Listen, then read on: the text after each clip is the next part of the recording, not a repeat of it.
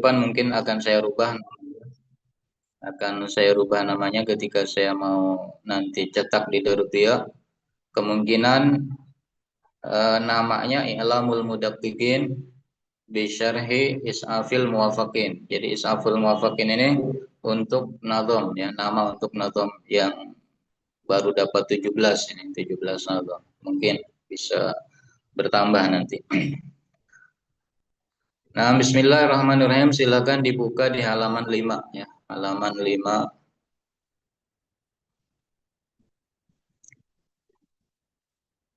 Ya, di situ bismillahirrahmanirrahim tabarukan baca khutbahnya ya. Bismillahirrahmanirrahim. Alhamdulillahilladzi tanazzaha kalamuhu 'anis sauti wal hurufi wat tarkibi wa ta'lif wa anzalas suhufa wal kutuba 'ala rasulihil mufaddalin bi asnafi takrimi wa tashrif. Faqama ahlu Taurati wal Injili li alfazihima wa ma'anihima bit tabdili wa tahrif wa ikhtassa ahlul Qur'ani bihifdzihi wa siyanatihi an anwa'it taghyiri wa tasrif. Wassalatu wassalamu ala sayyidina Muhammadin alladzi balagha nususal wahyi bil kamali wat tadqiq wa ala alihi wa sahbihi wa man tabi'ahum minal ulama'il alamil muttasifina bil amanati fin naqli wa tahqiq. Nah, sekedar tabarukan. Jadi amma ba'du, langsung kita masuk ke halaman 6. Is'aful muwaffaqin bin nazmi wa dhaifil muhaqqiqin. Bismillahirrahmanirrahim. Nah, jadi ini 17 bait meringkas kitab I'lamul Mudaqqiqin yang halamannya itu 600. Jadi sangat singkat. Wa dhaifu tahqiqit turasi jima'uha thalathuna fasma' ma yuqalu bi rabbati. Wa dhaif ya mirip dengan yang kemarin ya. Kan ada kemarin wadhaifus syarihin atau wadhaifus syurah, kalau ini wadhaifut tahqiqit turasi. Jadi kalau saya mungkin bisa ungkapkan ya, tahqiq itu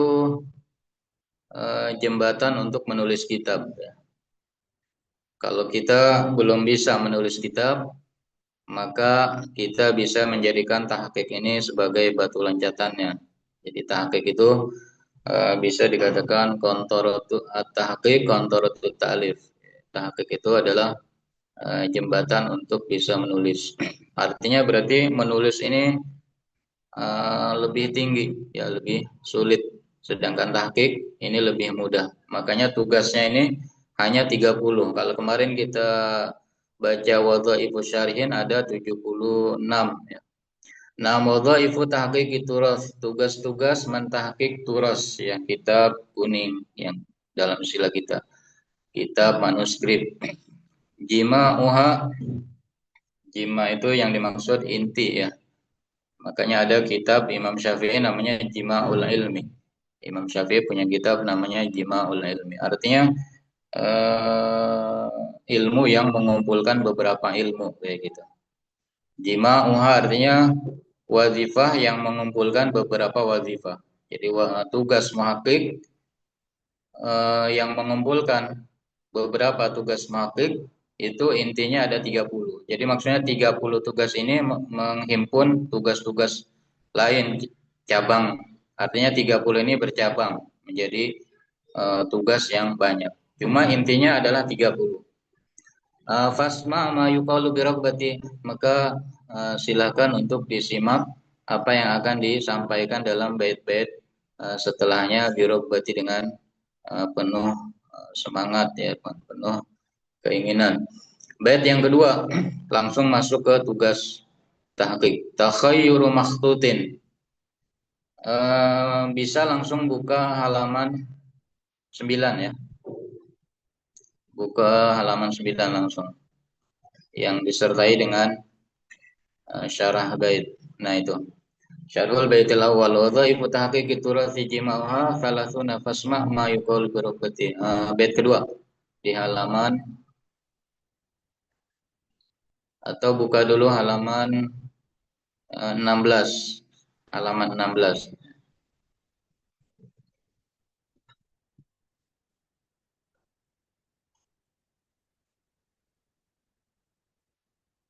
Ya, halaman 16 itu ada mabadi arah untuk ilmu tahqiq.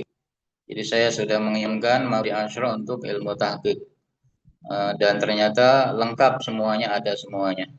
Cuma yang akan dibaca sekarang itu definisi tahqiq ya. Definisi tahqiq pun saya pilih di halaman silakan buka halaman 19.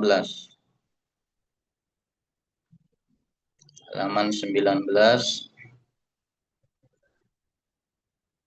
ya B ya ba itu. Halaman 19 yang ba. Definisi yang singkat dari Dr. Mustafa Jawad dalam kitabnya Usul Tahqiqin Nusus. Beliau mendefinisikan tahqiq dengan ini ahli ijtihad ya usaha keras fi ja'lin nususil muhaqqaqah mutabiqatan li haqiqatiha fin nasri. Jadi usaha keras dalam menjadikan nas-nas yang kita tahqiq itu sesuai dengan hakikatnya, artinya sesuai dengan aslinya mungkin ya yang beliau maksud, sesuai dengan asli manuskripnya. Jadi yang kita ketik, nas-nas yang kita ketik, yang kita tahqiq itu sesuai dengan asli manuskripnya. Kama wadaha sahibuha wa muallifuha, sesuai bentuk yang ditulis oleh pemilik manuskrip tersebut. Sesuai min haitsul khattu, baik dari sisi tulisannya, wal lafzu atau kata-katanya, wal makna atau juga maknanya. Ini definisi singkat tahqiq ya. Jadi tahqiq berarti usaha kita dalam mengetik kitab manuskrip sekira sesuai dengan manuskrip aslinya, sesuai yang ditulis oleh pengarangnya. Nah, kita pindah ke halaman 22. Halaman 22 bait yang kedua ya. Qala nazim takhayyuru makhtutin. Nah, ini tugas yang pertama. Takhayyuru makhtutin itu memilih manuskrip ya. Tugas pertama yang paling pertama itu adalah kita menentukan pilihan kita manuskrip apa yang ingin kita tahqiq ya. Ini juga tugas yang sangat penting ya. Adapun pertimbangannya ada tiga ya. Ketika kita memilih satu manuskrip, kita mempertimbangkan tiga perkara. Yang pertama, manuskrip tersebut belum pernah ditahqiq ya. Manuskrip tersebut belum pernah ditahqiq. Jadi kita jangan sampai mengulang-ulang tahqiq. Kitab manuskrip sudah ditahqiq, kita tahqiq lagi. Mestinya kita hindari seperti itu. Jadi yang pertama kita memilih manuskrip yang belum pernah ditahqiq. Yang kedua, sesuai dengan takhasus kita, keahlian kita. Kalau keahlian kita dalam nahwu, kita ambil manuskrip nahwu. Atau dalam fikih, kita ambil manuskrip fikih. Jadi jangan kita khusus kita nahwu, tapi yang kita tahqiq adalah dalam ilmu fikih misalnya. Nah, itu perlu dihindari karena ada makalah ya. Apa itu? Makalahnya idza takallama fil fanni ghairu ahli ata bil ajaib. Jadi kalau ada orang bicara dalam satu bidang yang dia bukan ahlinya, maka dia akan melakukan atau mendatangkan sesuatu yang aneh. Nah, jadi kita hindari manuskrip yang bukan dalam takhasus kita. Kemudian, nah itu yang kedua ya. Jadi yang pertama tadi yang belum ditahqiq ya. Yang kedua harus dalam takhasus kita. Yang ketiga ya, yang sekira bermanfaat buat umat ya.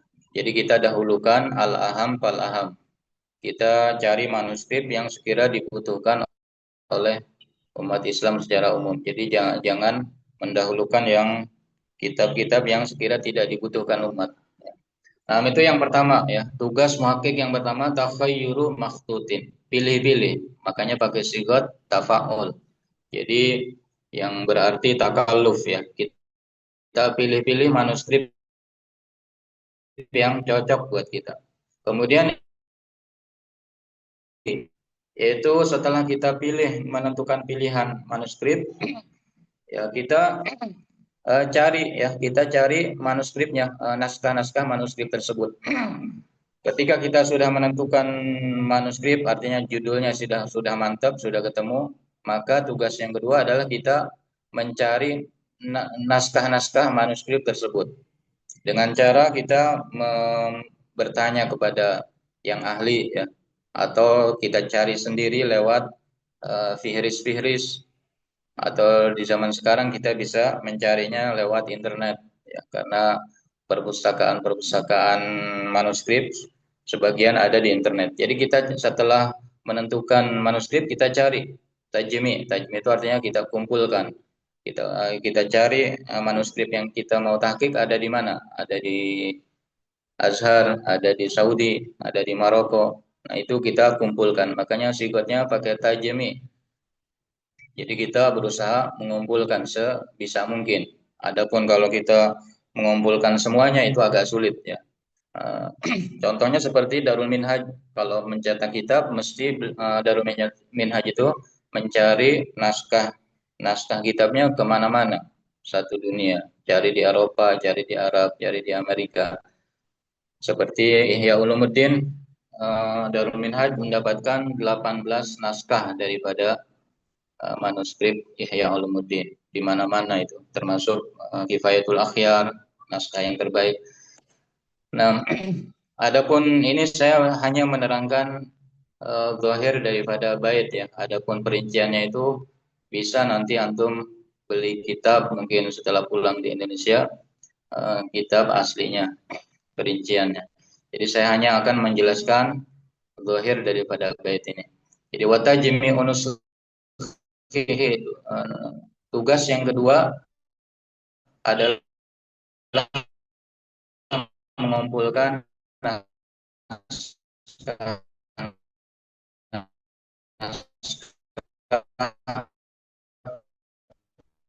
maktub nuskhihi, ditambahkan sinnya karena darurat syair. Mana itu apakah urut dari satu dua seterusnya. Itu kita periksa. Ya, kita periksa satu persatu semua naskah yang kita dapatkan. Kemudian tugas yang keempat yaitu ta'kidu. Ada huruf ataf yang dibuang. Artinya wa ta'kidu sihhati nisbati. Yaitu meyakinkan ya wa ta'kidu sihhati nisbati, meyakinkan sahnya nisbat maktut kepada mualifnya. Jadi sebelum kita mentahqiq ya kita yakinkan dulu bahwasannya nisbat kitab manuskrip ini sah kepada mualifnya. Karena banyak beberapa kitab di tahqiq salah nisbat. Nah, ini jangan sampai terjadi kepada kita ya. Jadi makanya sebelum kita tahqiq kita yakinkan dulu bahwasanya nisbatnya kepada muallif itu sahih. Contoh ada beberapa kitab yang salah nisbat, yaitu seperti kitab Syarah Arba'in Nawawi dinisbatkan kepada Ibnu Daqiqil Aid. Ya, dikatakan itu salah nisbat. Ya. Kenapa? Karena dalam kitab-kitab tarajim tidak disebutkan bahwasanya Imam Ibnu Daqiqil Aid punya kitab Syarah Arba'in. Banyak alasannya ya. Itu yang pertama di antaranya. Yang kedua di antaranya dalam kitab Syarah Arba'in tersebut ada nukilan-nukilan dari Imam Sa'aduddin At-Taftazani. Sedangkan Imam Sa'aduddin At-Taftazani itu lebih mutaakhir ya, lebih akhir daripada Imam Ibnu Daqiqil Aid. Artinya nggak sah nisbat Syarah Arba'in tersebut kepada Imam Ibnu Daqiqil Aid. Ditambah lagi Arba'in Nawawi itu kan karangan Imam Nawawi. Sedangkan Imam Nawawi ini lebih muda daripada Imam Ibnu Daqiqil Aid. Walaupun Imam Ibnu Daqiqil Aid itu lebih akhir wafatnya, artinya wafatnya Ibnu Daqiqil Aid setelah Imam Nawawi. Tapi secara umur Imam Ibnu Daqiqil Aid itu lebih sepuh daripada Imam Nawawi. Nah, jadi intinya tugas yang keempat ini kita yakinkan dulu bahwasanya nisbat kitab tersebut sahih kepada mualifnya untuk menghindari salah nisbat. Kemudian kita pindah ke bait yang ketiga ya, halaman 23. Watartibuha ya, tugas yang kelima yaitu mengurutkan nusakh tadi ya, nusakh naskah-naskah manuskrip yang sudah terkumpul di kita itu kita urutkan. Kenapa kita urutkan? Karena naskah yang kita dapat pasti beda-beda ya. Ada mungkin dari naskah yang kita dapat dia itu ditulis oleh mualif sendiri. Sedangkan naskah yang kedua ditulis oleh muridnya. Naskah yang ketiga ditulis oleh orang jauh setelah itu ya 3 abad setelah itu misalnya. Nah makanya perlu diurutkan. Tujuan diurutkan itu sangat penting ya mengurutkan ini.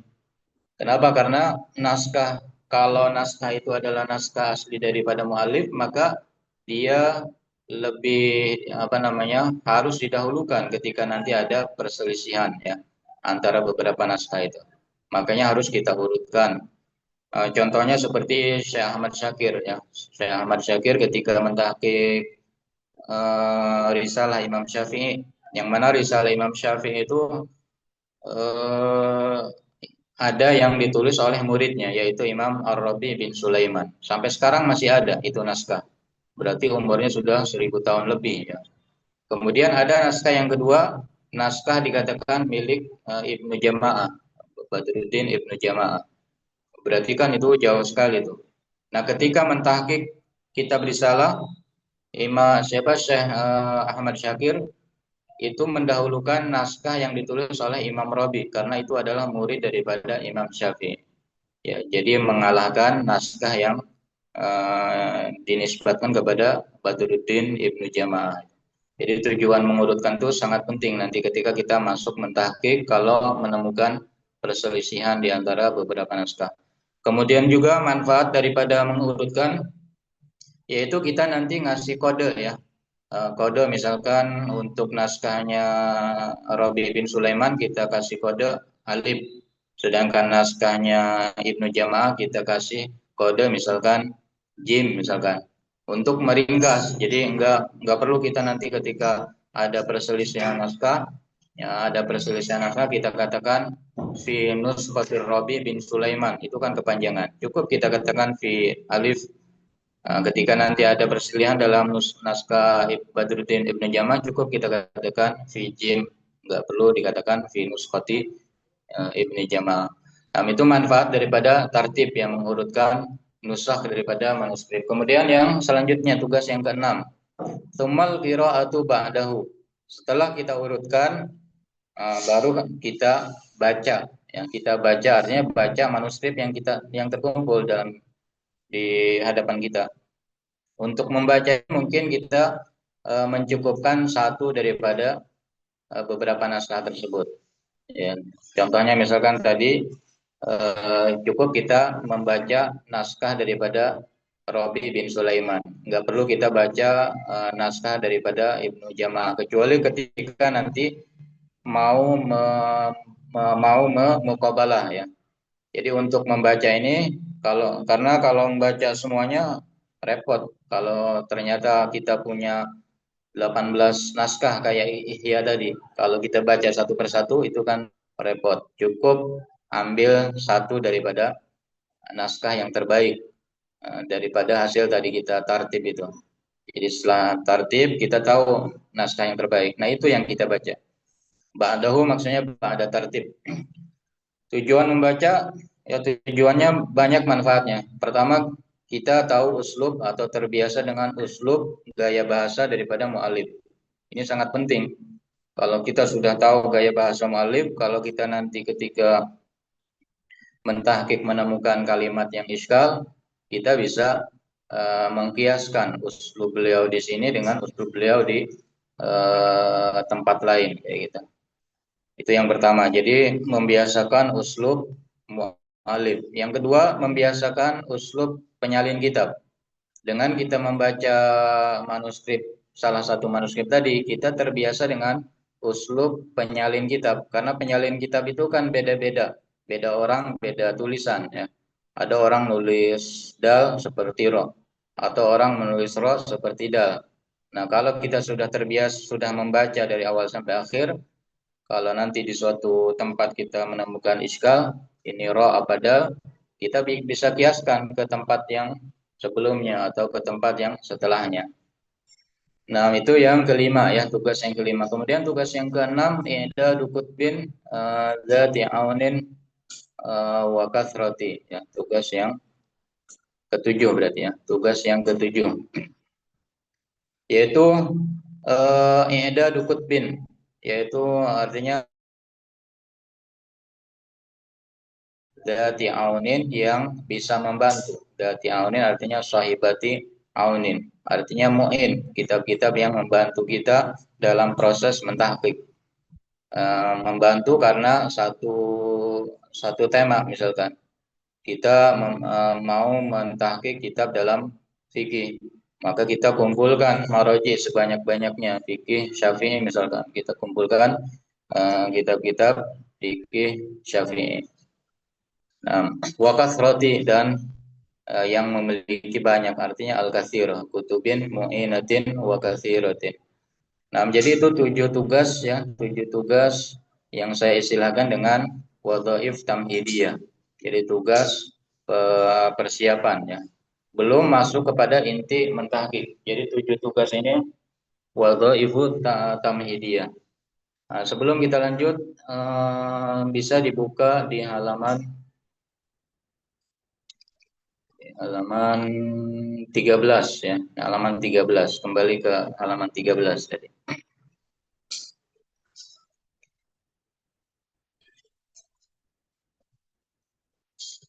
Ya, halaman 13 di situ baris keempat, baris ketiga, wa'lam anna hadhil wadhaif tanqasimu ila arba'ati aqsam. Tadi dikatakan tugas muhaqqiq itu ada 30. Nah, 30 tugas ini terbagi 4 ya. Bagian yang pertama al-wadhaif al-muta'alliqah bima qabla tahqiq. Tugas-tugas yang berhubungan dengan sebelum tahqiq. Waktu sama al-wadhaif al-idadiyah, awil bidaiyah, awil tamhidiyah, awasailah tahqiq. Tadi yang barusan kita baca itu ya, yang 7 itu diistilahkan dengan wadhaif idadiyah atau tamhidiyah.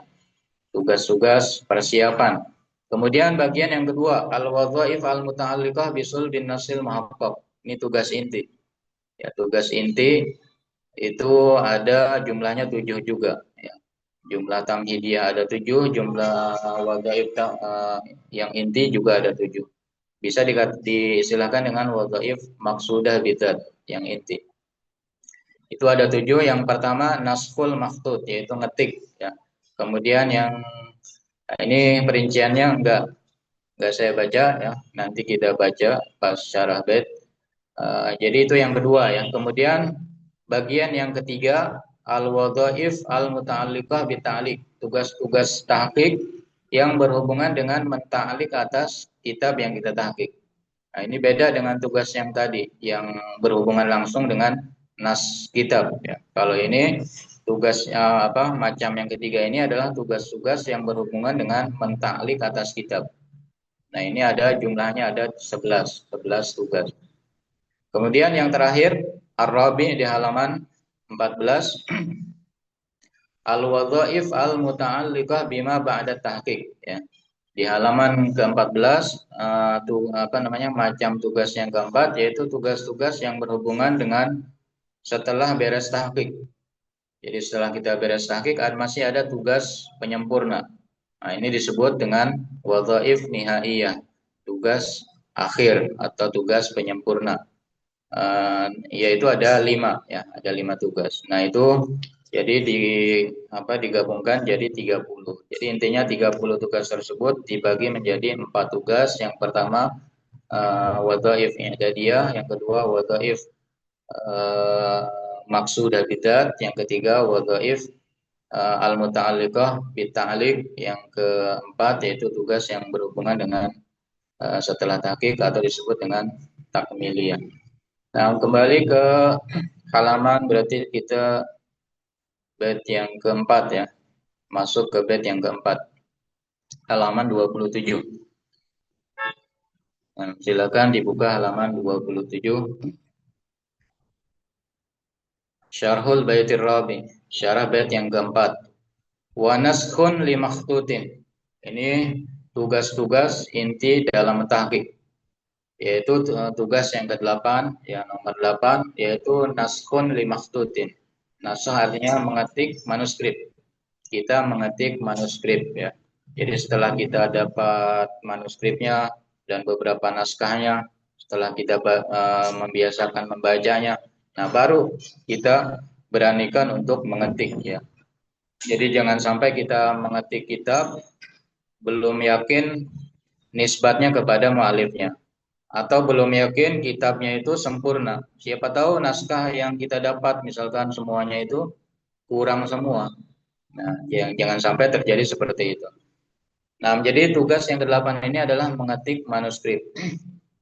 Manuskrip yang kita pilih untuk mengetik yaitu manuskrip yang paling bagus ketika kita tadi mengerjakan tugas tartib ya.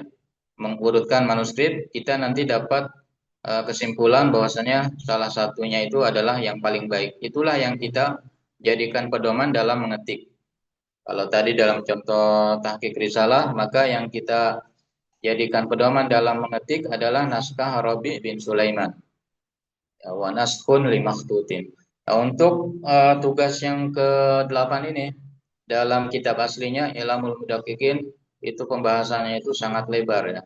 Karena menyangkut kaidah-kaidah dalam mengetik, dalam pengetikan. Dalam pengetikan itu banyak sekali kaidah yang perlu diperhatikan. Di antaranya yang paling penting yaitu kita pakai kaidah imla yang berlaku sekarang.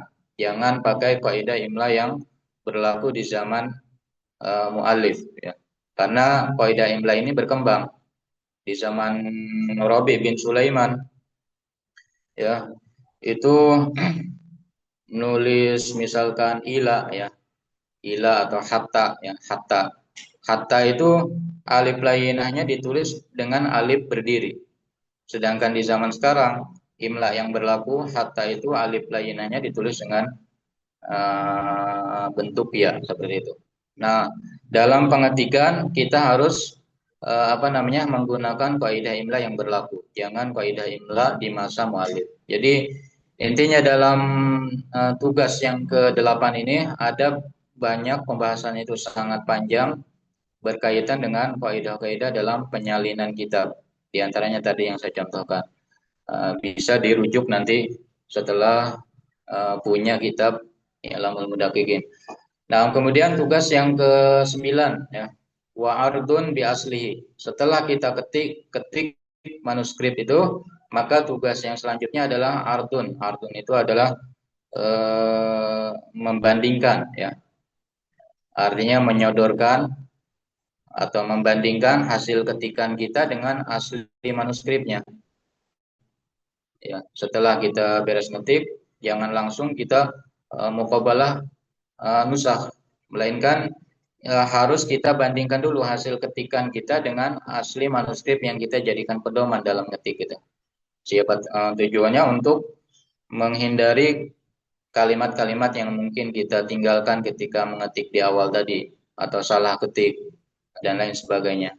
Jadi tugas yang ke-9 adalah ardun bi aslihi, yaitu membandingkan hasil ketikan dengan manuskrip yang kita jadikan pegangan dalam mengetik ya. Kemudian tugas yang ke-10 wa an qabalal makhtuta. An ini an masdariyah masuk kepada fi'il madhi, berarti merubah fi'il madhi menjadi bermakna masdar. Masdar qabala itu adalah muqabalah. Berarti maknanya wa muqabalatul makhtut ya. Diambil apa sigot madhi ditambahkan karena ini bait syair, jadi terpaksa harus merubah masdar menjadi fi'il.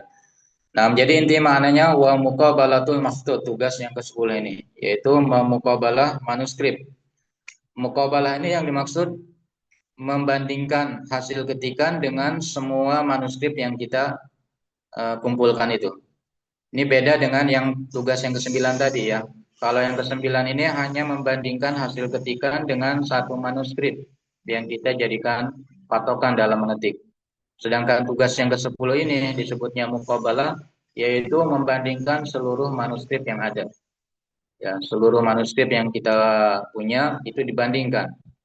Nah, cara membandingkannya bisa satu-satu ya, dua manuskrip kayak gitu, atau keseluruhan itu tergantung muhakkik. Kalau dia enggak keberatan mau qabalah langsung 7 manuskrip misalkan dalam satu waktu, ya, silakan. Atau dia misalkan mau membandingkan 2 manuskrip ya, manuskrip alif dengan manuskrip ba, dibandingkan dari awal sampai akhir.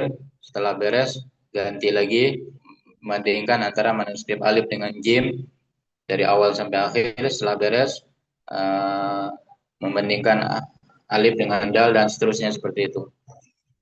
Nah, kulan bidikoti, kulan semua manuskrip itu dibandingkan dengan yang lain bidikoti dengan harus sangat penuh ketelitian ya.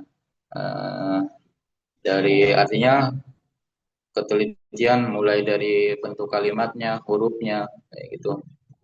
Setiap kalimat per baris dan yang lainnya. Nah, itu tugas yang ke-10. Kemudian kita masuk ke kalau ada waktu nanti mungkin nanti kita kembali ke beberapa pembahasan yang kita tinggal. Kita sekarang masuk dulu ke bait yang kelima. Syarhul Baitil Khamis di halaman 31.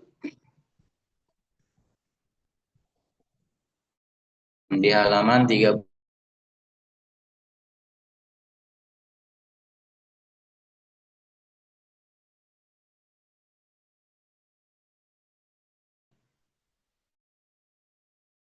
Tugas yang disebut al-maqsudah bidzat ya. Wa dhaif al-maqsudah bidzat jumlahnya ada 7. Tadi sudah kita baca 3, sisa 4 lagi. 4 tugas ini digabungkan dalam satu bait ini. Wa dhabtu nususin berarti ini tugas yang ke-11 ya. Tugas yang ke-11 yaitu dhabtu nususil kitab wa tashkiluha, yaitu mengharokati nas-nas kitab, wa tashkiluha dan mengharokati atau tafsir. Jadi dhabtun dengan tashkil itu sama maknanya. Jadi setelah kita mengetik, kemudian setelah kita bandingkan hasil ketikan dengan manuskrip, kemudian setelah kita muqabalah beberapa manuskrip ya, termasuk muqabalah dengan hasil ketikan kita, maka tugas selanjutnya adalah kita yaitu dhabtun nusus, yaitu mengharokati nas-nas kitab. Nah, untuk mengharokati juga dalam kitab aslinya yaitu Ilamul Mudaqiqin, pembahasannya cukup lebar. Di antara yang paling penting adalah bahwasanya kalau untuk nas Al-Qur'an ya, teks Al-Qur'an itu diharokatinya penuh. Untuk karena di manuskrip ini kan terkadang menukil dari ayat Quran, menukil dari hadis, menukil bait-bait syair. Nah, itu cara mengharokatinya beda-beda. Kalau untuk ayat-ayat Quran disarankan untuk harokatnya penuh. Kalau untuk hadis itu juga disarankan harokatnya penuh. Dalam kitab-kitab dalam kitab-kitab qawaid tahqiq disarankan begitu. Cuma kalau untuk saya, kalau Quran penuh iya. Kalau hadis saya biasanya nggak penuh ya, nggak penuh. Kalau apa namanya, huruf-huruf yang nggak bakalan ketukar dengan huruf lain itu saya kosongkan. Tapi secara umum para muhakkik menyarankan untuk hadis ini diharokati penuh juga. Begitu juga bait syair, kalau ada nukilan berupa syair itu disarankan penuh harokatnya.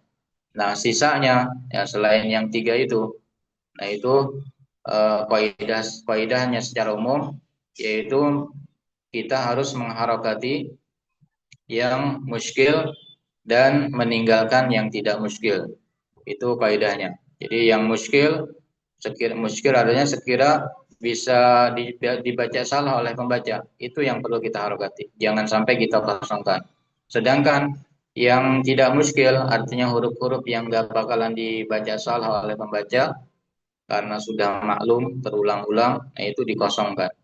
Jadi jangan sampai diharokati penuh atau dikosongkan penuh, itu juga nggak bagus ya. Jadi kita ambil tawasud, jangan sampai diharokati penuh. Sebagian muhakkik di zaman sekarang yang paling terkenal mengharokati penuh itu adalah Syekh Nizar ya, Nizar Hamadi. Saya lupa beliau dari Tunis atau dari Maroko.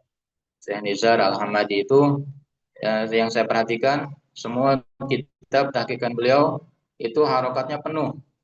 Ya, ini selain Quran, hadis dan syair ya. Beliau harakati penuh. Apalagi kalau Quran, hadis dan syair pasti diharakati penuh. Ada juga muhakkik yang sama sekali tidak mengharakati, itu juga nggak bagus.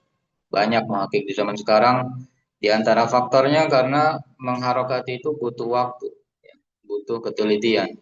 Nah, sebagian muhakkik nggak punya kesabaran, akhirnya kitabnya kosong daripada harokat sama sekali. Nah, itu kurang bagus. Jadi kita ambil tawasud ya bainal ifrad wa tafrid. Ifrad ini yang kosong daripada harokat. Tafrid ini harokatnya penuh semua. Itu kurang bagus. Kemudian masuk ke tugas yang selanjutnya, yaitu yang ke-12 ya. Tsumma wad'u alamatin. Ya, tsumma wad'u alamatin pakai tsumma karena ini ada tarakhi ya. Ada jarak jauh antara mengharokati dengan apa namanya? Memberi tanda baca.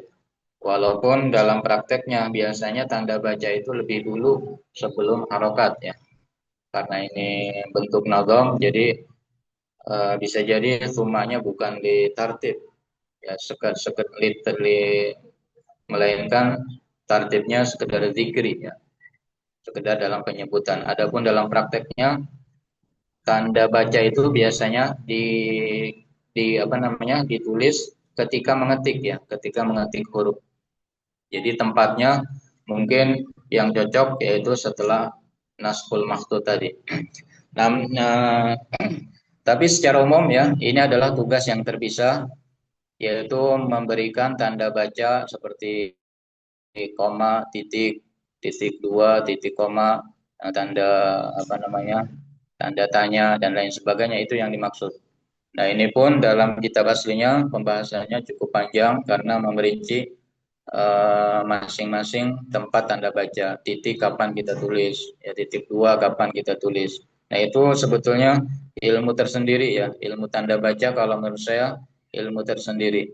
Saya sedang menulis kitab syarah untuk nadhaman dalam alamat tarkim, ya, alamat tarkim. Dan di syarah tersebut saya sebutkan apa namanya mabadi asyarahnya. Kalau ilmu sudah punya mabadi asyarah, itu sudah layak untuk jadi ilmu berdiri sendiri, ilmu mustaqil. Insya Allah dalam beberapa bulan mungkin atau tahun ini saya bisa hatamkan kitab tentang tanda baca tersebut. Nah, kemudian tugas yang selanjutnya yaitu warakmin ya. Warakmin atap kepada alamatin. Takdirnya wa wad'i rakmin kayak gitu. Wa wad'u rakmin meletakkan angka-angka ya. Rakam meletakkan angka-angka. Artinya dalam mentahqiq kitab di zaman sekarang itu ada tugas yang dikatakan yaitu disebutnya menaruh angka-angka dalam kitab yang kita tahqiq. Baik itu angka ini macam-macam ya. Dalam kitab aslinya Ilmu Mudaqiqin saya bagi sekitar 6 macam angka. Ada angka untuk halaman, itu pasti ya. Kitab di zaman sekarang pasti ada angka halaman. Kemudian angka untuk paragraf. Contohnya kalau kita mentahqiq kitab hadis, maka setiap hadis kita kasih angka yang berurutan. Seperti kitab Bukhari itu. Kitab-kitab hadis sekarang semuanya, hampir semuanya sudah ada angkanya untuk memudahkan merujuk kepada kitab tersebut. Begitu juga kitab-kitab fatwa ya, kitab fatwa dalam fikih itu banyak di zaman sekarang yang diberi angka. Jadi fatwa masalah ini angka masalah pertama, masalah yang kedua dikasih angka nomor dua dan seterusnya. Begitu juga untuk kitab-kitab tarajim ya, kitab-kitab biografi para ulama itu sudah banyak yang diberi angka. Setiap tarjamah untuk satu alim dikasih angka satu, yang selanjutnya angka dua sampai seterusnya. Nah itu yang dimaksud dengan warokmin ya. Jadi wawat warokmin memberikan angka-angka pada apa namanya kitab yang kita tahqiq. Kalau di zaman dulu ya di zamannya Syekh Abdul Salam Harun, angka itu lebih ribet ya, soal angka ini lebih ribet. Di zaman mereka ada istilahnya angka baris. Angka baris. Apa itu angka baris? Jadi setiap 5 baris mereka ngasih angka kelipatan 5 ya. Baris kelima dikasih angka 5, baris ke 10 dikasih angka 10. Setiap kelipatan 5 dikasih angka. Kalau antum sekali-kali buka kitab ya, misalkan Kitabul Hayawan, tahqiqan Syekh Abdul Salam Harun, itu akan antum temukan di pinggir kiri dan kanan angka-angka. Angkanya itu kelipatan 5, 5, 10, 15, 20, 25. Nah, itu yang disebut dengan arqam sutur ya, arqam sutur. Itu di zaman dulu, di zaman Syekh Abdul Salam Harun dipakai seperti itu. Di zaman sekarang sudah ditinggalkan. Tujuannya mereka itu dikatakan untuk memudahkan merujuk ya. Jadi selain angka halaman itu memudahkan merujuk, begitu juga angka baris. Jadi kalau dikatakan kita menukil dari kitab Al-Hayawan, Tahqiq Syekh Abdul Salam, kita katakan halaman 20, sater 5 misalkan. Maka pembaca itu ketika ingin merujuk ke kitab tersebut, nggak usah baca satu halaman, cukup dia melihat angka di sisi itu, angka di sebelah kanan dan kiri itu. Kalau dikatakan di baris kelima atau di baris keenam, itu dengan cepat kita menemukan rujukan tersebut atau nukilan tersebut. Nah, kemudian tugas yang ke selanjutnya, wataksimun, ini tugas yang ke 14 ya. Wataksimun yaitu membagi-bagi. Membagi-bagi lisat membagi manuskrip maksudnya ya. Membagi teks manuskrip, taksimun nusus kayak gitu. Membagi teks manuskrip dibagi kepada lisatrin ya, kepada baris-baris ya, wafak roti dan paragraf-paragraf. Jadi intinya tugas yang ke-14 ini teks manuskrip yang nususul maktut itu kita bagi ke dalam beberapa paragraf. Maksudnya jangan sampai kita mentahqiq di zaman sekarang satu kitab ya, satu jilid itu ditulis bersambung ya, dari baris pertama sampai baris terakhir kitab satu jilid 1000 halaman itu satu paragraf, seperti yang terjadi dalam kitab-kitab cetakan lama 100 tahun yang lalu gitu.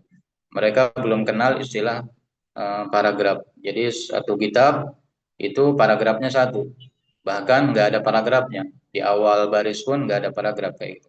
Jadi nyambung terus kayak gitu. Nah, di zaman sekarang itu nggak berlaku. Di zaman sekarang kita mentahqiq kitab itu harus dibagi kepada beberapa paragraf. Ada kaidahnya ya dalam membagi paragraf ini. Di antaranya kalau kitabnya kitab hadis, maka satu hadis satu paragraf. Atau kitabnya berupa bait syair, satu baris satu bait. Ya, kalau selain itu, ya itu ada kaidah dari Syekh Abdul Fattah Abu Buddha. Beliau mengatakan jangan sampai satu paragraf itu lebih daripada 7 baris. Paling banyak 7 baris. Maka setelah 7 baris kita usahakan tempat yang pas untuk memisahkan paragraf baru. Atau 2 baris bisa. Cuma kalau setiap baris pada satu paragraf itu mungkin akan boros halaman. Contohnya seperti matan matan Safinatun Najah, banyak taksimnya, arkanus shalah misalkan,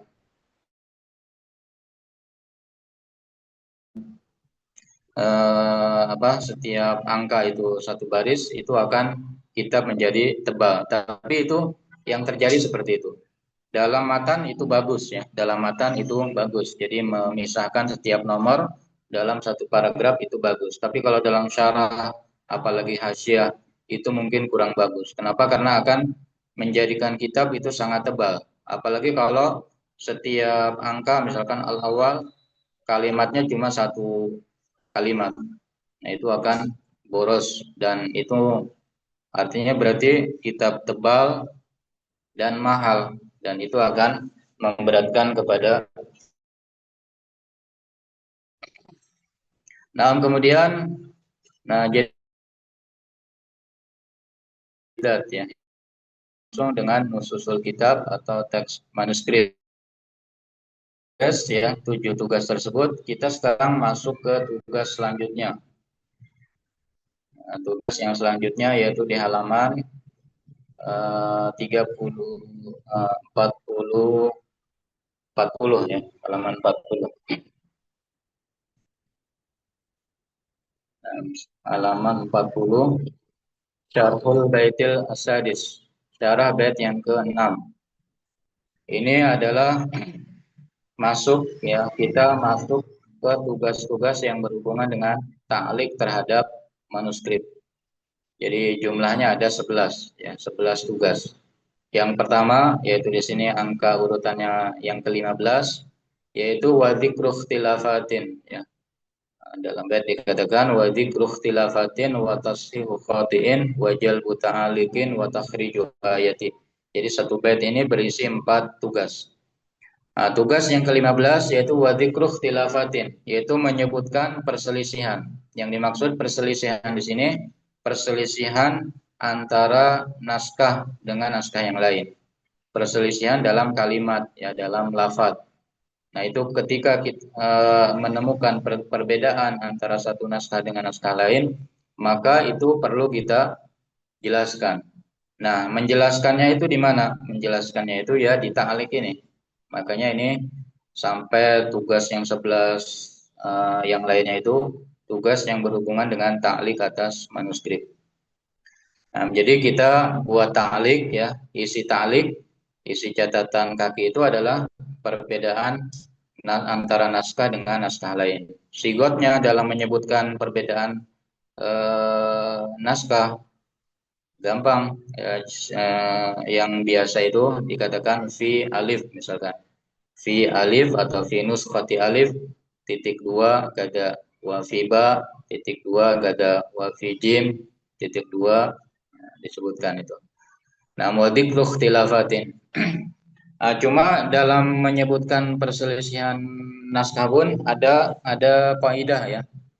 Ada kaidahnya. Secara umum kaidahnya itu yaitu menyebutkan perbedaan yang ada pengaruhnya terhadap makna. Itu kaidah penting dalam wadhifah ini.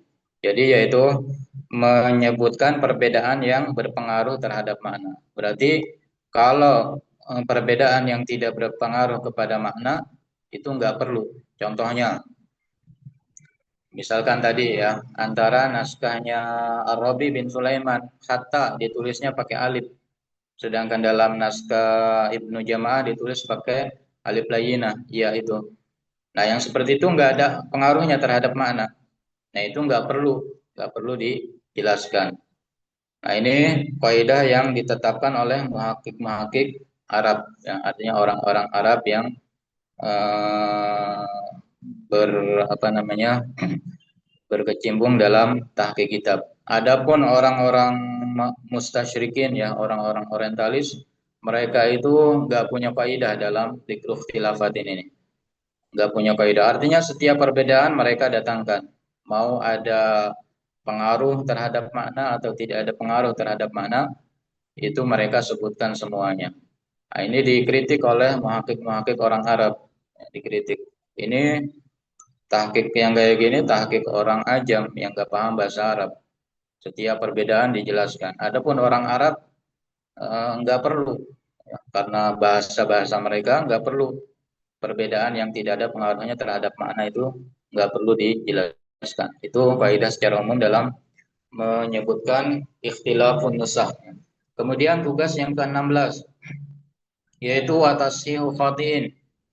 Mentasih yaitu membenarkan kalimat-kalimat yang salah. Artinya ketika dalam manuskrip ada kesalahan dalam imla atau kesalahan dalam nahwu atau kesalahan dalam huruf. Nah, itu tugas muhakkik membenarkannya, membetulkan kesalahan tersebut. Artinya mengembalikan kesalahan tersebut kepada yang benar. Nah, jadi membenarkannya itu dalam ta'liq ya, dalam catatan kaki. Jangan membenarkannya itu langsung di matan kitab. Jadi di ta'liq bukan di matan kitab. Walaupun kesalahannya itu berupa kesalahan ayat. Sebetulnya dalam tugas ini ada perselisihan antara muhaqqiqin ya. Ada perselisihan. Kalau Syekh Abdul Fattah Abu Buddha, beliau punya pendapat kalau kesalahan tersebut berhubungan dengan ayat Quran, langsung boleh dirubah di matan, ya, di matan langsung dibetulkan. Jadi lebih menghormati ayat Quran daripada mu'alif kitab, ya. Itu pendapatnya Syekh Abdul Fattah Abu Buddha. Tapi sebagian lagi mengatakan, termasuk saya memilih pendapat yang kedua ini, walaupun terjadi kesalahan dalam ayat, tetap membenarkannya itu dalam ta'liq, ya, bukan di matan. Berarti kita lebih menghormati mu'alif daripada ayat Quran, kayak gitu. Termasuk saya dalam dalam mentahqiq Ghayatul Usul, ada Syekh Zakaria menukil ayat, ya, mendatangkan ayat, salah ayatnya dalam beberapa tempat. Tetap saya tulis yang salah dan dibetulkan di ta'liq. Sedangkan ada yang mentahqiq syarah Jam'ul Jawami, itu yang mana Syekh Zakaria menukil dari situ. Itu mereka membetulkan di matan. Jadi langsung dibetulkan di matan kesalahan ayat tersebut. Nah, jadi intinya ada perselisihan dalam membetulkan kesalahan itu, ya, ada yang mengatakan dalam matan, ada yang mengatakan dalam ta'liq. Tapi secara umum menurut saya pendapat yang membetulkan di dalam ta'liq itu lebih kuat daripada membetulkan langsung di matan kitab. Kemudian tugas yang selanjutnya, wajalbu ta'alikin, tugas yang ke-17. Jalbu itu artinya mengangkut, ya, mengangkut. Artinya mengangkut di sini mendatangkan, kayak gitu. Ta'alik artinya catatan-catatan pinggir yang ada di manuskrip. Yang dimaksud ta'alik di sini catatan-catatan pinggir yang ada di manuskrip. Kalau kita sering baca manuskrip, sering kita ketemu di manuskrip itu ada catatan-catatan pinggir, baik dari mu'alif ataupun dari orang lain. Nah, itu disebutnya hawashi boleh, disebut ta'alik boleh, atau taqyidat boleh. Nah, itu jadi beberapa istilah maknanya satu. Nah, jadi intinya muhakkik ketika menemukan dalam manuskrip banyak catatan pinggir itu jangan ditinggalkan, melainkan didatangkan. Artinya didatangkan, kita tulis. Ya, kita tulis. Di mana kita tulis? Di catatan kaki. Ya, di catatan kaki. Kita katakan fi hamishi alif misalkan, ya. Di catatan pinggir naskah alif ada catatan pinggir berupa anu. Kita tulis semuanya, ya. Walaupun barisnya itu sangat banyak, kita datangkan keseluruhannya. Seperti yang saya praktekkan dalam tahqiq Kasyful Hisham. Ya, Kasyful Hisham sudah dicetak catatan kaki, ya. Catatan kaki dalam manuskrip cetak tersebut. Nah, jadi jangan sampai kita ketemu, ya, catatan pinggir kemudian kita abaikan, kita anggurkan, tidak kita tulis. Banyak muhakik seperti itu. Nah, itu yang seperti itu tidak sempurna dalam khidmah terhadap kitab. Nah, kemudian tugas yang selanjutnya wa takhriju ayati, yaitu tugas yang ke-18, mentakhrij ayat-ayat Al-Qur'an. Ini tugas yang gampang, ya. Karena Quran ini kan ayatnya terbatas, ya. Jadi kita bisa dengan mudah mentakhrijnya. Cara mentakhrijnya cukup kita sebutkan nama surat, kemudian nama ayat. Kalau ayatnya itu terulang dalam beberapa tempat, kita tulis juga bahwasanya ini di surat ini dan ini ayat ini, dan juga di surat anu ayat anu. Cara mentakhrij di zaman sekarang juga dengan sangat mudah kita bisa melakukannya karena sekarang ada mushaf, ya, mushaf Madinah. Mushaf Madinah yang hasil tulisan daripada Syekh Utsman Toha Al-Khattat itu, kita bisa mencarinya di situ. Bahkan dalam menulis ayat pun kita bisa merujuk ke situ.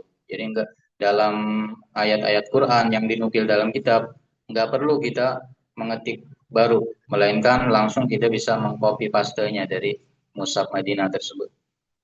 Nah, jadi itu sudah 4 tugas, ya, yang berhubungan dengan ta'liq. Kemudian kita lanjut di halaman 41, Syarhul Baitis Sabiq, syarah bait yang ke-7. Dalam bed ini disebutkan beberapa tugas, yaitu ada 4 tugas ya, 4 tugas.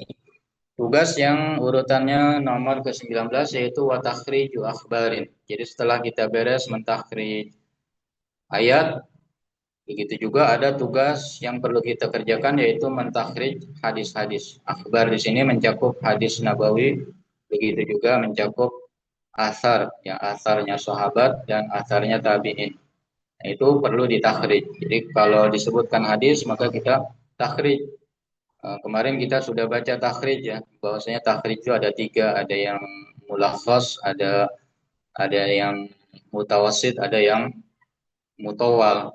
Kalau untuk yang cocok untuk takhrij itu takhrij yang cuma dua macam, yaitu takhrij yang mutawasid, yaitu dengan cara menyebutkan nama kitab, Rawahul Bukhari misalkan, kemudian setelah itu angka hadisnya di dalam Bukhari tanpa menyebutkan babnya. Tapi yang paling bagus adalah takhrij yang mutawal, yaitu menyebutkan nama kitab, nama kitab ya, kemudian babnya apa, kemudian angka hadis. Itu yang paling bagus. Adapun takhrij yang mukhtasar itu nggak ada manfaatnya dalam tahqiq di zaman sekarang. Jadi kalau ada muhakkik di zaman sekarang mentakhrij hadis, dia katakan rawahul Bukhari, titik, tanpa menyebutkan angka hadisnya. Itu nggak ada manfaatnya. Apalagi kalau Bukhari itu sudah disebutkan di matan kitabnya. Jadi nggak ada manfaatnya. Jadi di zaman sekarang kalau mentakhrij hadis harus sama angka hadis daripada kitab cetakan hadis tersebut.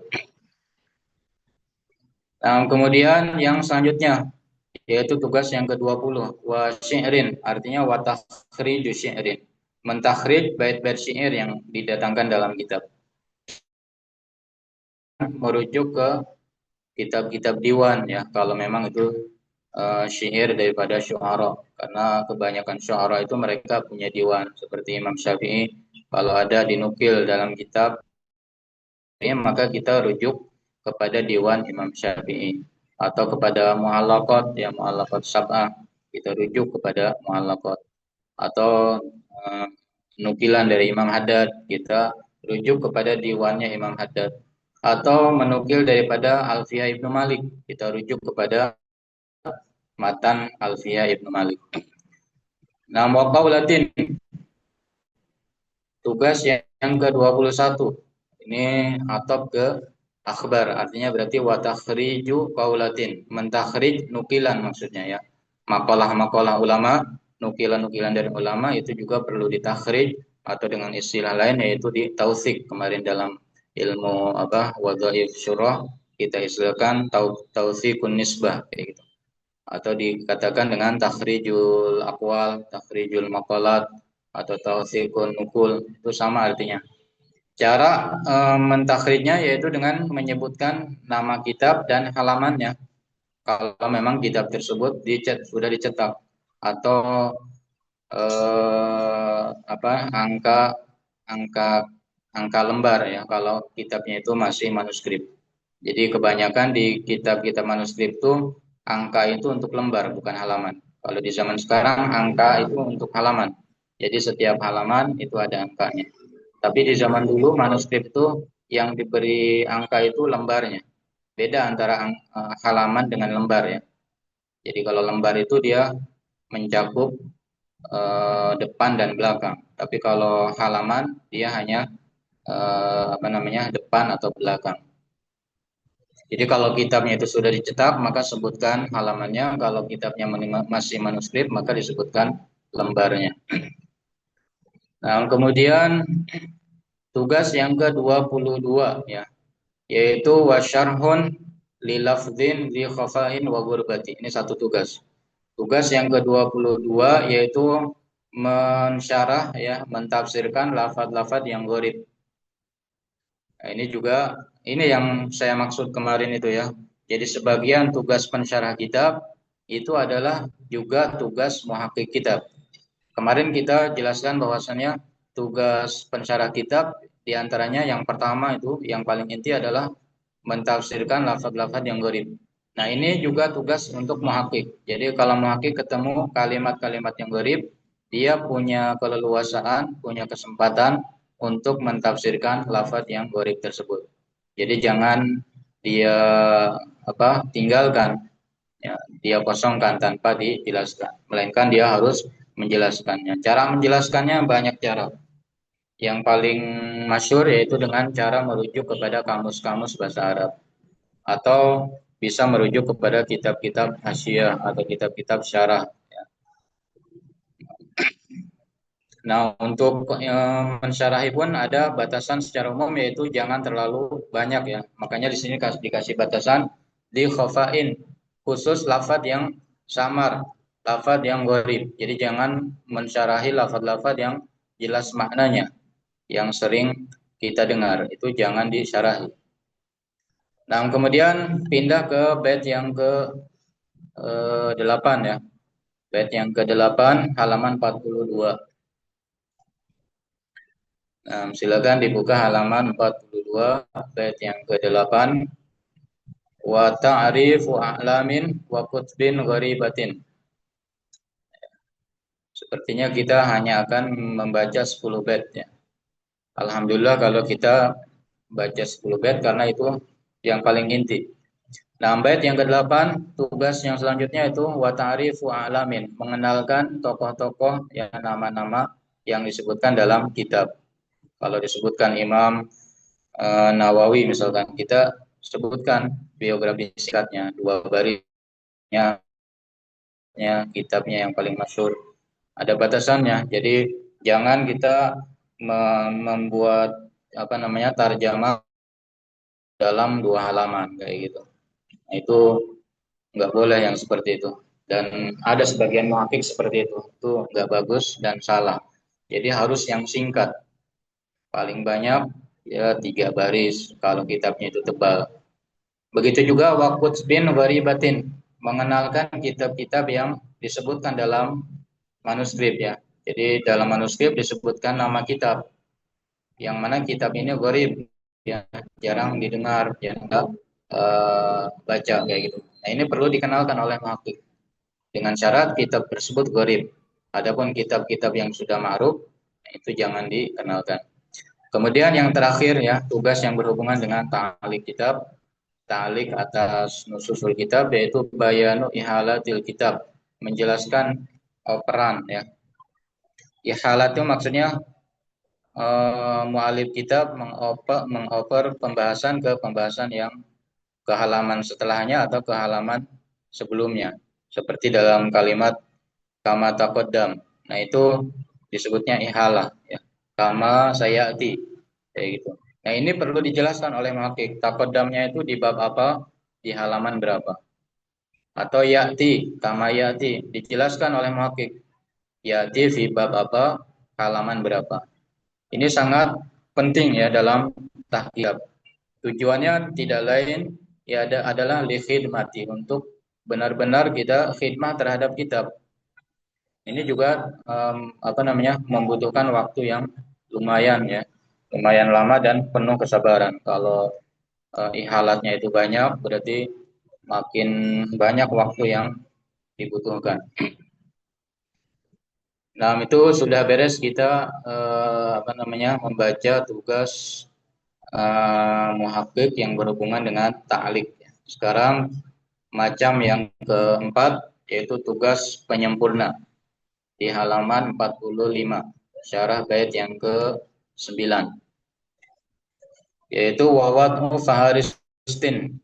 Nah, setelah beres kita mentahqiq, ya, mengetik, menta'liq, nah, ada tugas penyempurna. Yang pertama adalah wawadu faharistin, yaitu kita membuat firis. Kita buat daftar macam, ada yang Syekh Abdul Fattah firis, buat firis yang mufassal. Jadi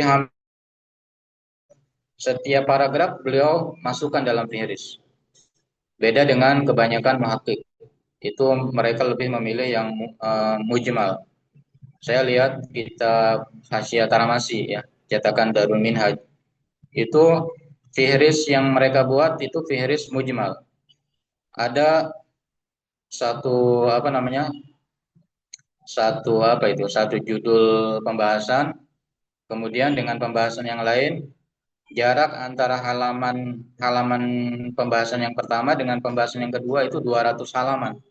Artinya 200 halaman itu dibuatkan fihris judul dalam fihris hanya satu kayak gitu. Nah, kalau menurut saya itu fihris yang jelek ya, yang buruk kayak gitu. Fihris 200 halaman dilewat langsung kayak gitu. Nah, itu kurang bagus. Adapun fihris yang mufassal tadi yang dipilih Syekh Abdul Fattah Abu Huda itu penuh perlu kesabaran, perlu ketelitian. Nah, kemudian tugas yang selanjutnya wa marajin, begitu juga kita membuat qaimatul maraji, yaitu daftar pustaka.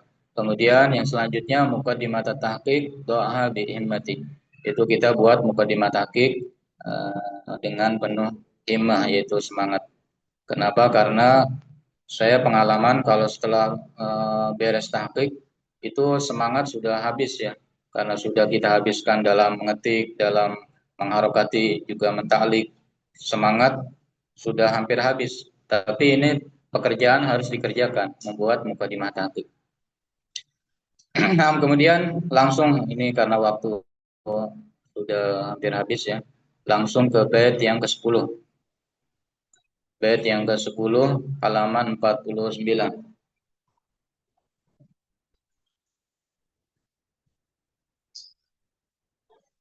Ya, halaman 49 bait yang ke-10 ini tugas yang mendekati akhir, yaitu wasaun li alfadil kitabi muhadzabun. Tugas muhakkik yang hampir akhir yaitu saub. Saub itu artinya menyusun ya, menyusun kata-kata yang akan ditulis dalam sampul kitab. Ini harus muhadzab ya. Kalimatnya itu harus singkat padat, terlalu panjang. Harus singkat dan padat. Caranya ya menyebutkan nama kitabnya, kemudian di bawahnya itu lengkap, kemudian nama muallif, kemudian angka tahun wafatnya, kemudian disebutkan nama muhakkik, kemudian disebutkan nama penerbit. Seperti di sini dicontohkan ya, di kitab aslinya di kitab Ilamul Mudaqiqin. Di sini saya nggak sempat untuk mencontoh mengikutkan. Nah, kemudian yang terakhir, wa akhiruha audun bifahisin nadrati. Tugas yang paling akhir yaitu adalah audun bifahisin nadrati. Artinya muraja hasil tahqiq kita dari awal sampai akhir.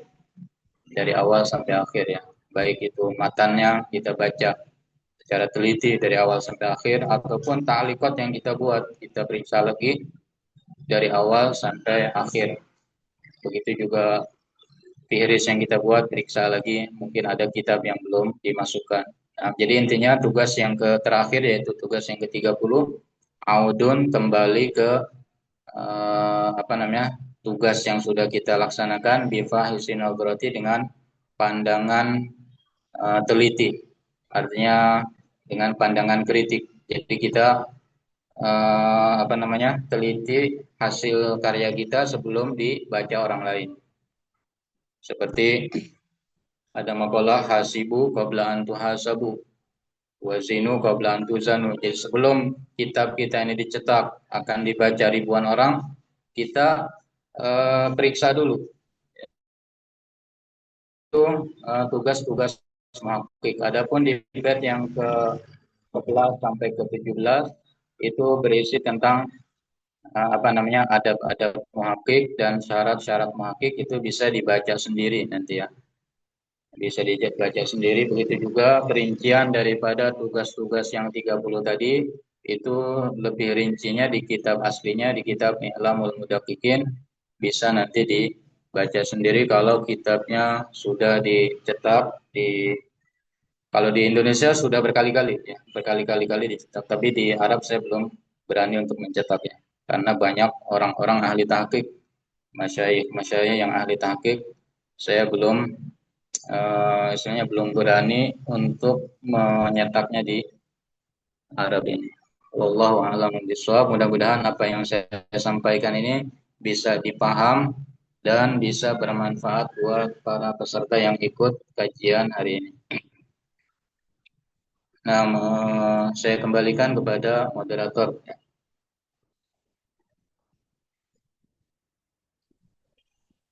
Baik, Alhamdulillah telah sama-sama kita simak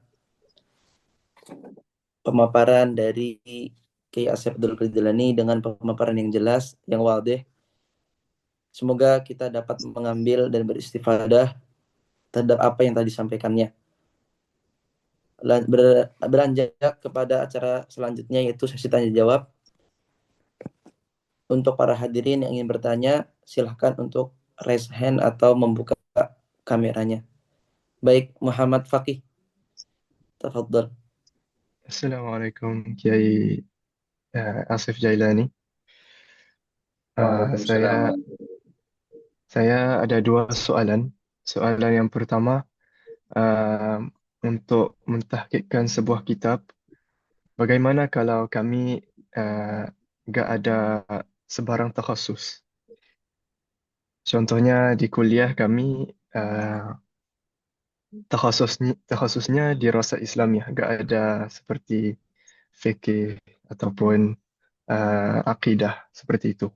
Soalan yang kedua, uh, bagaimana ada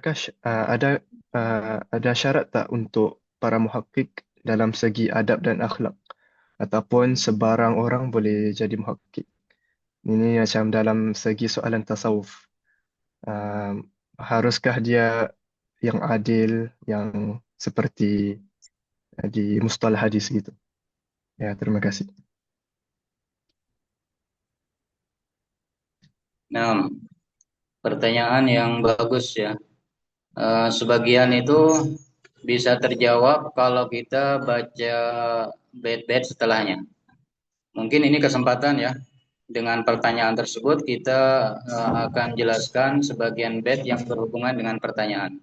Tadi pertanyaan yang pertama soal syarat apa namanya takhusus ya, takhusus. Tadi saya singgung dalam apa namanya tugas yang pertama yaitu takhayyuru makhtutin ya, memilih manuskrip yang cocok dengan takhususnya. Nah, silakan dibuka di halaman 55 ya, halaman 55.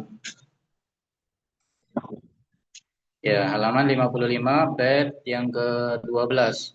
Nah, dalam bait ini saya sebutkan sebagian syarat muhakkik. Jadi dalam bait sebelumnya saya katakan bahwasanya tahqiq kitab itu bisa diumpamakan dengan rihlah ya, perjalanan yang panjang kayak gitu. Butuh biaya, butuh waktu. Maka artinya nggak bisa setiap orang melakukan tahqiq, harus memenuhi syarat ini. Dikatakan fahaqqun ala man yatasadda li khidmatin tafannunuhu fi ilmi syar'in wa alati. Jadi hakun artinya wajib. Ya, wajib atas setiap orang yang ingin melakukan tahqiq kitab. Apa yang wajib?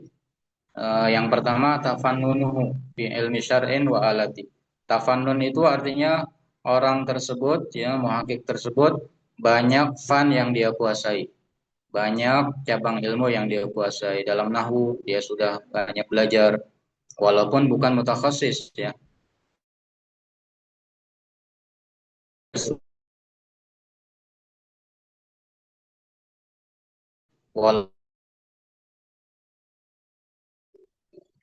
Nah, jadi tafannun cabang ilmu yang dia kuasai. Baik itu dalam ilmu syariat ini mencakup ilmu fikih, ilmu hadis dan ilmu tafsir. Itu juga dalam ilmu alat dia sudah belajar ilmu balaghah, bahkan juga ilmu mantik karena dia juga ilmu alat. Jadi ini syarat umum disebut umum bagi muhakkik kitab, dia banyak cabang ilmu yang dia kuasai. Nah, itu yang pertama ya. Kemudian yang selanjutnya di bait yang ke-13 di halaman 56. Silakan dibuka di halaman 56. Ya, takhassusuhu fil fanni. Ini syarat khusus ya. Syarat khusus. Jadi kalau tadi syarat umum. Jadi artinya setiap muhakkik itu harus memiliki syarat tadi itu. Adapun syarat yang khusus dia takhassusuhu fil fanni. Dia punya takhassus dalam fan kitab yang akan dia tahqiq. Kalau dia mau mentahqiq ilmu nahwu, maka dia harus takhassus dalam nahwu. Atau dalam fikih maka dia sudah takhassus dalam fikih. Adapun tadi pertanyaan ya yang pertama dikatakan mungkin mahasiswa dari Melayu ya sepertinya dari Malaysia atau dari mana? Dari Singapura, Kiai. Mahasiswa Maroko Dari dari Singapura. Singapura. Masya Allah dari Singapura ya. Tadi beliau belajarnya di Dirasat Islamiyah kalau nggak salah ya. Yang mana adalah di Dirasat Islamiyah itu biasanya dipelajari banyak macam ilmu, fikihnya, nahwunya, usul fikihnya, tapi tidak mendalam, tidak takhassus. Nah itu baru memenuhi syarat yang umum tadi. Ya, kalau dalam dirasat pasti juga diajarkan tafsirnya, hadisnya. Nah itu baru memenuhi syarat yang pertama yang umum tadi, belum memasuki syarat yang ini takhassusu fil fanni. Jadi kalau pakai kitab yang nahwu misal, jadi kan belajar terbatas dalam universitas, bisa daras idofi ya, bisa daras masyayikh khusus di rumahnya untuk mendalami ilmu tertentu. Jadi bisa didapatkan ilmu tertentu ini di luar kuliah. Jadi tetap itu ya syarat harus dipenuhi. Harus punya takhassus dalam bidang manuskrip yang akan ditahqiq. Kemudian syarat yang selanjutnya sabrun amanatun. Ada kesabaran, ada amanah. Ada amanah tadi ada pertanyaan soal adil ya. Soal berhubungan dengan apa namanya? Adab ya. Ini juga 10 hari yang lalu saya ditanya soal apakah mu'alif kitab ini harus adil seperti mujtahid kayak gitu. Nah, saya kiaskan ya untuk menjawab pertanyaan ini, saya kiaskan ijtihad. Dalam ijtihad tidak mensyaratkan adalah orang ijtihad dan ijtihadnya tidak ya ijtihad yang mana derajatnya itu lebih tinggi mungkin dari sekedar mu'alif, dari sekedar muhakkik. Maka kalau dalam ijtihad tidak disyaratkan adalah, maka dalam ta'lif juga tidak disyaratkan adalah, begitu juga dalam tahqiq tidak disyaratkan adalah. Artinya orang fasik, apalagi kalau mastur ya. Fasik ini orang yang dikenal orang melakukan maksiat dosa besar. Kalau mastur ini orang yang nggak ketahuan ya di depan manusia, di depan orang-orang dia nggak pernah kelihatan melakukan dosa besar, tapi nggak tahu ya di belakang mereka. Nah itu disebutnya mastur. Apalagi mastur berarti sangat boleh mentalif kitab, sangat boleh mentahqiq kitab. Nah, cuma walaupun boleh, tapi soal kemanfaatan,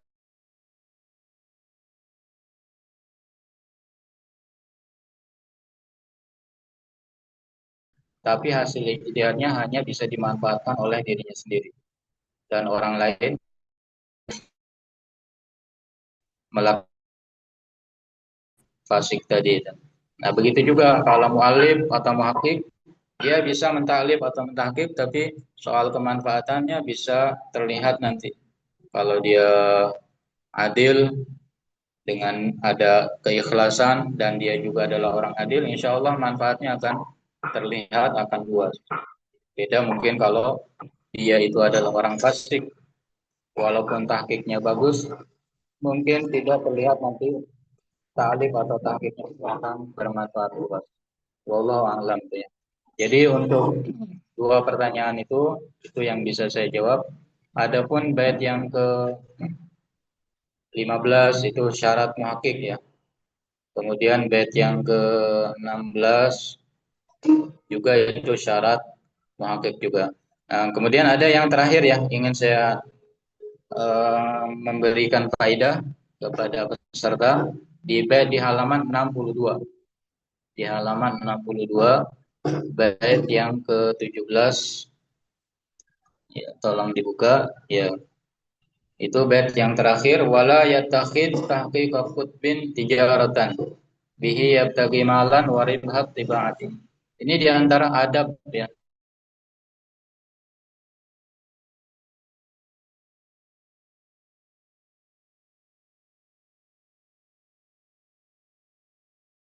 Apa namanya? Tahqiq kitab ini sebagai eh, tijarah yaitu jual beli untuk mencari keuntungan daripada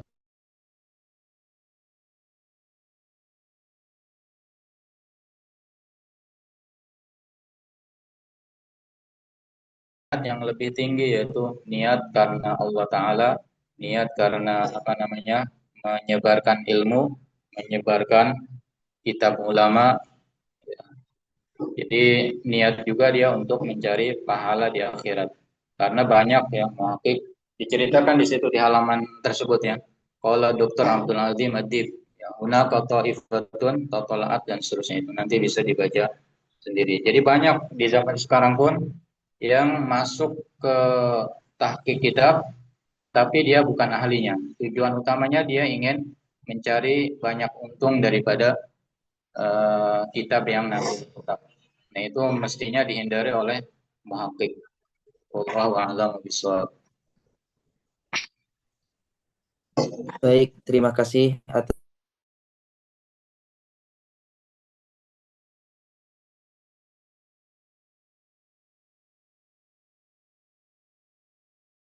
Sudah mau maghrib sekitar 10 menit lagi. baik. Insya Allah, alhamdulillah.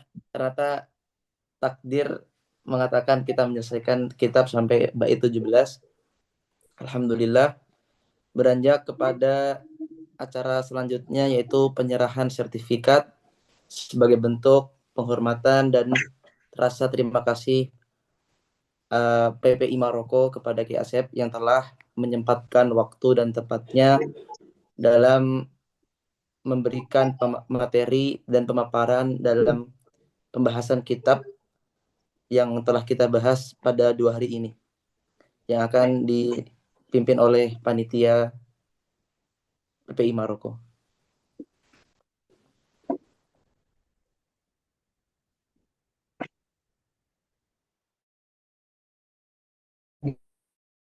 Baik.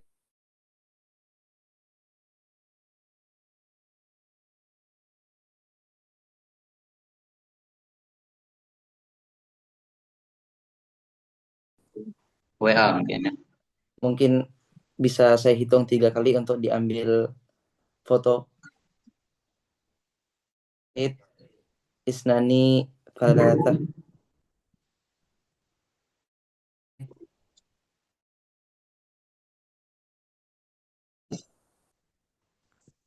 Baik, saya ucapkan kembali terima kasih atas waktunya Ki Asep dan ilmunya yang sangat semuanya. Semoga kita bisa mengikuti jejak antum dalam mentahqiq dan mentaklif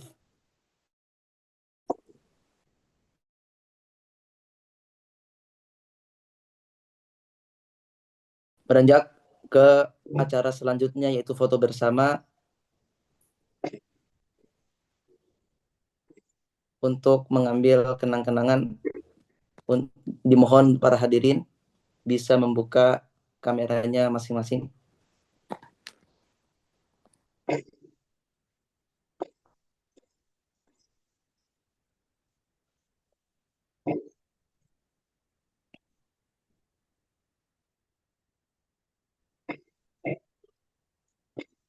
Silakan para hadirin untuk membuka kameranya.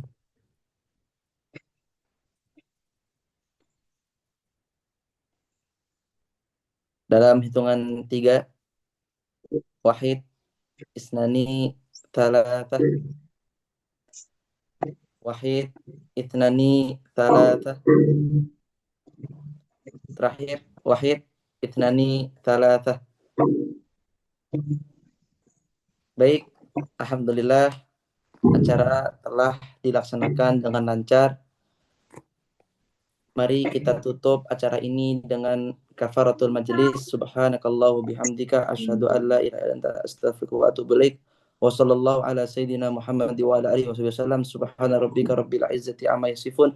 Wa salamun alal mursalin walhamdulillahi rabbil alamin. Saya sebagai moderator izin berundur diri.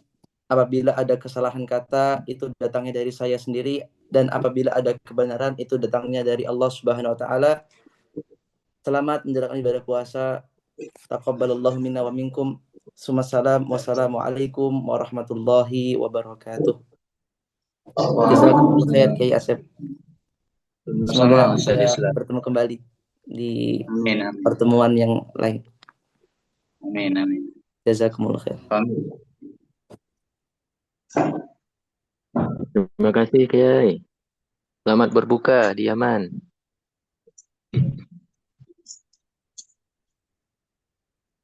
Ya, sama-sama Ustaz.